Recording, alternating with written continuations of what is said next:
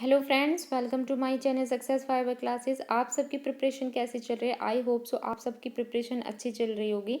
तो जैसा कि आप लोगों की डिमांड थी कि समास टॉपिक है को करवाया जाए, तो आज की वीडियो में हम समास टॉपिक को ही करेंगे। पहले हम क्या करेंगे, थोड़ा सा इसका ओवरव्यू लेंगे कि आखिर में समास होते क्या हैं। देन हम इसके क्वेश्चन है वो करेंगे। ये जो वीडियो होगी आपकी वो 2 पार्ट में डिवाइड होगी। अगर मैं एक ही पार्ट में करा दूंगी सब कुछ, तो सब कुछ गोचमोच हो जाएगा और आपको कुछ समझ में भी नहीं आएगा। ठीक है। और ये वीडियो ना आपकी DSSB के लिए तो इम्पोर्टेंट है ही, साथ में जो कैंडिडेट CTET की तैयारी कर रहे हैं ना उनके लिए भी इम्पोर्टेंट है। ठीक है। और जो CET मेंस ग्रुप डी की तैयारी कर रहे हैं उनके लिए भी ये काफ़ी इम्पोर्टेंट है। तो जहाँ कहीं भी हिंदी आती हो आप बेझिझक उसके लिए इस सीरीज़ को यूज कर सकते हो, क्योंकि हिंदी में तो रूल हमेशा से वही चले आते हैं। बस एग्ज़ाम टू एग्ज़ाम क्या होता है, उनका वेरिएशन होता रहता है। तो चलिए हम पढ़ते हैं समास के बारे में। तो सबसे पहले आपको पता होना चाहिए कि समास है वो होता क्या है। तो अगर मैं बात करूँ समास की, तो समास क्या होता है कि भाई जब दो या दो से अधिक पद जब आपस में मिलते हैं ना, तो वहाँ से क्या होता है, एक सार्थक शब्द फॉर्म करते हैं। सार्थक शब्द मतलब सार्थक शब्द का मतलब होता है जिसका हिंदी ग्रामर में अपना एक मीनिंग होता है। ठीक है। और ये होता है हमारा क्या, समास। ठीक है। अब बात करते हैं हम इसकी। मैंने कहा कि समास में क्या होता है, बेसिकली दो या दो से अधिक पद मिलते हैं। तो इसमें जो पहला पद होता है ना वो पूर्व पद होता है, और जो दूसरा पद होता है वो क्या होता है, उत्तर पद। ठीक है। एग्जाम्पल के लिए जैसे मैंने बोला त्रिफला, तो त्रिफला यहाँ पे एक ना मेन वर्ड है, तो इसको हम बोलते हैं समस्त पद हिंदी में। जब मैं इसको पूरा खोल कर लिखती हूँ, त्रिफला मतलब क्या होता है कि 3 फलों का समूह, तो ये क्या हो जाएगा, इसका समास विग्रह। इसमें जो 3 है वो क्या हो जाएगा, पूर्व पद, और जो फल बाद में आया है तो ये क्या हो जाएगा, उत्तर पद। तो यहाँ से आपको क्या पता चला कि भाई समास विग्रह वो क्या होता है, कि जब हम समस्त पद है उसके खंडों को जब हम अलग अलग करने की जो प्रोसेस होती है ना, उसको हम क्या बोलते हैं, समास विग्रह। जैसे मैंने कहा राजपुत्र, आपके पास में एक समस्त पद है। ठीक है। तो आपको इसका क्या करना है, समास विग्रह। तो इसका समास विग्रह क्या हो जाएगा, राजपुत्र कौन होते हैं, राजा का जो पुत्र होता है उसको हम कौन क्या बोलते हैं, राजपुत्र। तो राजा का पुत्र जो क्या हो जाएगा, इसमें हमारा समास विग्रह हो जाएगा। अब हम बात करते हैं भेद की। तो समास के बेसिकली 6 भेद होते हैं। एक होता है तत्पुरुष, एक होता है कर्मधारय, एक होता है द्विगु, एक द्वंद्व, एक बहुब्री और एक अव्ययभाव। सबसे पहले हम चलते हैं तत्पुरुष समास में। तो तत्पुरुष समास की जब हम बात करते हैं, तो इसमें जो समस्त पद होता है ना, उसका जो बाद वाला पद होता है, मतलब जो उत्तर पद होता है, वो क्या होता है, उसका मेन हेड होता है। और जब हम इस समास को करते हैं, तो उससे समस्त पद जब बनाते हैं, जब मतलब मेन वर्ड की फॉर्मेशन करते हैं, तो इसमें क्या होता है कि जो हमारे पास विभक्ति होती है, जो चिन्ह होते हैं ना, कारक चिन्ह, उन सब का क्या होता है, लोप हो जाता है। जैसे हम इसको ऐसे समझेंगे, तत्पुरुष समास के 6 भेद होते हैं। तो सबसे पहले आपने जो कारक है उसकी एक सीरीज पढ़ रखी होगी, और आपको वो याद भी होनी चाहिए कि कर्ता ने कर्म को करण से के द्वारा संप्रदान के लिए अपादान से प्रतिकता अधिकरण में पर संबंध का के की, आपको ये सीरीज याद होनी चाहिए। तो तत्पुरुष समास में इन्हीं सीरीज का यूज होगा। सबसे पहले हम यहाँ पे बात करते हैं कर्म तत्पुरुष की। तो आपको पता है कि जो कर्म होता है, कर्म कारक होता है, उसकी जो विभक्ति होती है वो को होती है। तो इसमें क्या होता है, समास की जब हम बात करते हैं, तो इसमें क्या होता है, जब हम समास विग्रह से समस्त पद बनाते हैं ना, तो क्या होता है, यहाँ पे को चिन्ह का विलोपन हो जाता है, मतलब वो गुम हो जाता है। जैसे मान लो यहाँ पे आपको एक समास विग्रह दिया हुआ है, ग्राम को गया हुआ, तो इसका जो मेन वर्ड बना वो क्या बना, ग्रामगत। तो आप देखो यहाँ से को विभक्ति क्या हो गई, लोप हो गई। ठीक है। जैसे मैंने कहा वन को गमन, ठीक है, तो क्या हो जाएगा, इसका समस्त वन वन गमन। तो ये होता है हमारा कर्म तत्पुरुष समास। उसके बाद होता है करण। अब करण की जो विभक्ति होती है वो क्या होती है, से या फिर के द्वारा, यही तो दो होती है। जैसे मैंने कहा बाढ़ से पीड़ित, तो क्या हो जाएगा, बाढ़ पीड़ित। मैंने कहा तुलसी द्वारा कृत, मतलब तुलसी कृत। तो ये हो जाएगा हमारा करण तत्पुरुष समास। उसके बाद आता है संप्रदान तत्पुरुष समास। संप्रदान के लिए क्या होता है, संप्रदान की जो विभक्ति होती है वो के लिए होती है। तो इसमें क्या होता है, जैसे मान लो आपके पास में एक विग्रह दिया हुआ है, विद्या के लिए आल्य, तो आप जब इसका समस्त पद बनाते हो तो वो बनता है विद्यालय। उसी तरह से जैसे मान लो यहाँ पे है माल के लिए गाड़ी, भाई माल ढोने के लिए जो गाड़ी यूज होती है उसको हम क्या बोलते हैं, मालगाड़ी। यानी मालगाड़ी क्या हो गया, समस्त पद हो गया। तो ये समस्त पद कैसे बना, के लिए जो चिन्ह था उसका लोप करके। तो ये था हमारा संप्रदान। उसके बाद आता है हमारा अपादान। अपादान तत्पुरुष समास की जो विभक्ति होती है वो क्या होती है, से।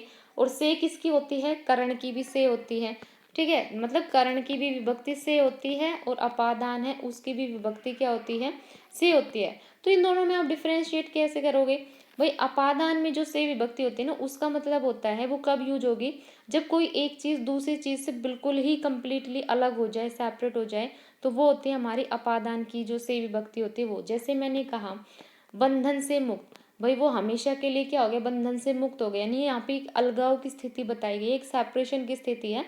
तो इसमें जो समास होगा वो अपादान तत्पुरुष समास होगा, ठीक है। जैसे मैंने कहा धन से हीन, भाई वो धन से बिल्कुल ही मतलब नीचे हो गया, धनहीन हो गया, तो इसका समस्त पद क्या होगा, धनहीन, ठीक है। उसके बाद आता है हमारा संबंध तत्पुरुष समास। अभी इसकी विभक्ति क्या होती है, या तो का, के, की, यही होती है। जैसे मैंने कहा अमृत की धारा, तो मैं की विभक्ति का लोप कर दूं तो क्या बनेगा, अमृत धारा। इसी तरह से सेना का पति है वो कौन होता है, सेनापति, तो ये हो जाएगा हमारा संबंध तत्पुरुष समास। उसके बाद हमारा लास्ट आता है अधिकरण तत्पुरुष समास, जिसकी विभक्ति होती है में और पर।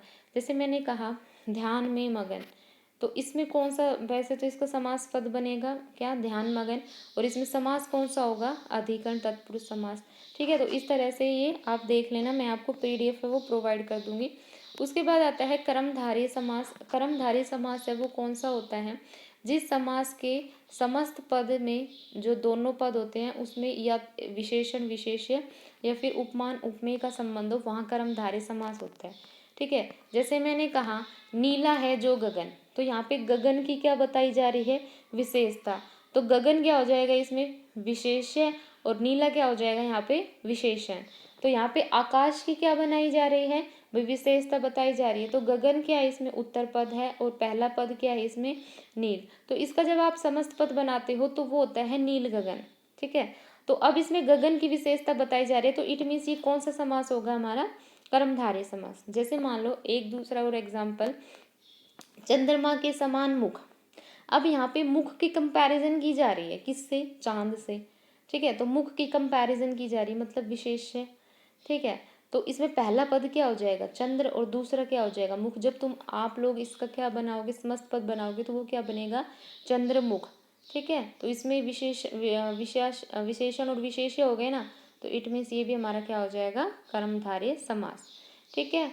उसके बाद द्विगु समास की अगर हम बात करते हैं तो ये तो सबको पता है, ये बहुत इजी सा समास है, इसकी तो अपने आप ही पहचान हो जाती है। द्विगु समास में क्या होता है कि इसका जो पहला पद होता है ना वो हमेशा न्यूमेरियल फॉर्म में होता है, मतलब संख्या अंकों की फॉर्म में होता है, संख्यावाची होता है, ठीक है। जैसे मान लो मैंने कहा तिरंगा, अब इसमें जो पहला पद है वो क्या है तीन, तो तीन क्या है संख्यावाची हो गया, तो इसमें क्या हो जाएगा तिरंगा मतलब तीन रंगों का समूह।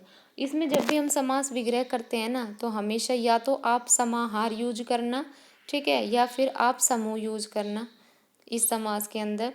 जैसे मान लो अगला एग्जाम्पल है, मैंने कहा त्रिफला, तो इसमें त्रि पहला पद जो है वो संख्यावाची है ना, क्या बनेगा इसका समास विग्रह, तीन फलों का समूह, भाई क्या होता है त्रिफला होता है।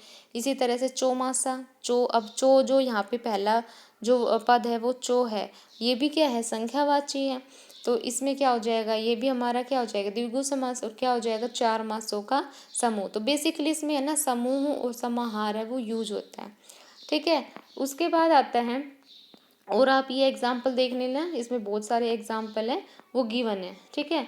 उसके बाद जो हमारा नेक्स्ट क्वेश्चन नेक्स्ट समास है वो है द्वंद्व समास।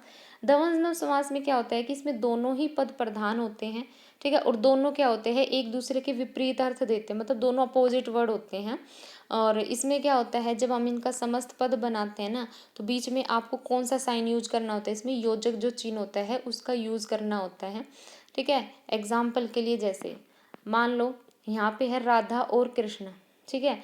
अब राधा क्या हो गई यहाँ पे फीमेल कैंडिडेट और कृष्ण क्या हो गए मेल कैंडिडेट, मतलब दोनों ही एक दूसरे के क्या है अपोजिट है, और वर्ड का यूज हो रहा है। मतलब इसमें जब आप समास का विग्रह करते हो ना तो आप या तो और या फिर या व एवं ये सब आप उसमें यूज करते हो उसका समास विग्रह करने के लिए। तो राधा और कृष्ण क्या हो जाएगा राधा कृष्ण, और दोनों के बीच में क्या होगा योजक चिन्ह। इसी तरह से मान लो ये है आदान और प्रदान, भाई एक बार तो लेना और दूसरे हाथ से देना, तो आदान और प्रदान दोनों ही क्या है अपोजिट वर्ड है, बीच में और वर्ड का भी यूज हुआ है, तो इसका मतलब आप इसको कैसे लिखोगे, आदान प्रदान, मतलब दोनों के बीच में क्या होगा, योजक चिन्ह है वो यूज होगा। जैसे मान लो ये है दाल और चावल, है ना, तो दाल और चावल क्या हो जाएगा, इसका जो समस्त पद बनेगा वो दाल चावल। उसके बाद आता है बहुब्रीहि समास। अब बहुब्रीहि समास में क्या होता है कि इस समास में क्या होता है, ये थोड़ा इम्पोर्टेंट है ये समास। इस समास में क्या होता है, इसमें दोनों पद जो होते हैं ना, चाहे पहला पद हो चाहे उत्तर पद हो, इसमें कोई भी पद प्रधान नहीं होता, ठीक है। इसमें कौन होता है, कोई अन्य ही, कोई तीसरा पद ही क्या होता है, इसका मुखिया होता है। एग्जाम्पल के लिए जैसे मैंने कहा 10 है मुख जिसके। अब भाई आपको पता है 10 मुख किसके थे, तो ना तो यहाँ पे 10 पूर्व पद की प्रधानता है, ना आप यहाँ पे मुख की प्रधानता है। इसमें किसकी प्रधानता, किसके बारे में यह बात की जा रही है, रावण के बारे में। तो रावण क्या हो जाएगा इसमें, भाई इसमें जो तीसरा पद हो जाएगा। तो यही क्या होता है हमारा बहुब्रीहि समास। जैसे मैंने कहा चक्रधर, तो चक्रधर मतलब चक्र को धारण करने वाले को ही तो हम चक्रधर करते हैं। और चक्रधर किसको बोला जाता है, किसने चक्र धारण किया था, विष्णु जी ने, ठीक है। तो चक्रधर क्या हो जाएगा, इसका समास हो जाएगा बहुब्रीहि। उसके बाद जैसे मान लो ये है पीताम्बर, ये कह रहा है कि पीला है अंबर जिसका। तो भाई पीले कपड़े कौन पहनते थे, विष्णु भगवान पहनते थे, यानी कोई अन्य पद प्रदान कर दिया विष्णु भगवान, ठीक है। उसके बाद जैसे मान लो मैंने कहा चतुर्मुख, तो क्या हो जाएगा, 4 है मुख जिसके। अब भाई किसके है 4 मुख, ब्रह्मा, तो तीसरा पद इसमें ब्रह्मा है, तो इसी की क्या है प्रधानता है वो बताई जा रही है। इसके बाद फिर आता है हमारा अव्यय भाव समास। अव्यय भाव समास में क्या होता है, ये तो बहुत ही सिंपल है, क्यों, क्योंकि इसका जो पहला ही पद होता है ना वो अव्यय होता है। तो ये होता है हमारा अव्यय भाव समास। जैसे मान लो मैंने कहा यथाशक्ति, ठीक है। अब समस्त पद में आप देखो यथा क्या है यहाँ पे, यथा भाई यहाँ पे मतलब पहला पद है और दूसरा पद इसमें क्या है, शक्ति। तो पहला पद यथा है वो अव्यय की फॉर्म में है, तो ये क्या हो जाएगा हमारा अव्यय भाव समास। और इसका जो समास विग्रह करोगे वो क्या होगा, शक्ति के अनुसार, क्योंकि यथा का मतलब क्या होता है भाई के अनुसार। उसके बाद जैसे मान लो ये है अगला, जैसे मान लो मैंने कहा भरपेट, ठीक है। तो भर क्या है, इसमें पहला पद है और पेट इसमें क्या है, दूसरा पद है। तो इसका समास विग्रह करोगे तो क्या हो जाएगा, पेट भर कर। उसके बाद जैसे मान लो ये कह दिया आपने बेशक, ठीक है। अब बे क्या है, इसमें पूर्व पद है और शक क्या है, इसमें उत्तर पद है और बे यहाँ पे अव्यय भाव है, ठीक है। तो बेशक क्या होता है भाई, शक के बिना। तो ये होते हैं हमारे कौन से समास, अव्यय भाव समास, ठीक है। अब इसमें क्या होता है, एक चीज़ आप याद रखना जो कि व्याकरण कोश करके मैंने लिखा हुआ है, कि क्या होता है कि अगर किसी भी समस्त पद में एक ही शब्द की रिपीटेशन हो रही है ना, तो वहाँ पर हमेशा ही क्या होगा, अव्यय भाव समास होगा। जैसे मैंने कहा रातों रात, तो इसमें रात वर्ड है वो रिपीट हो रहा है, ठीक ना। तो इसमें श्योरिटी के साथ मैं कहती हूँ इसमें क्या होगा, अव्यय भाव समास होगा। क्योंकि अव्यय भाव समास यही कहता है कि जिस समस्त पद में एक ही पद रिपीट हो रहा हो ना, वो अव्यय भाव समास होता है। जैसे मैंने कहा कानो कान, तो इसमें जो कान वर्ड है ये रिपीटेशन में आ रहा है, तो ये भी क्या हो जाएगा हमारा अव्यय भाव समास, ठीक है।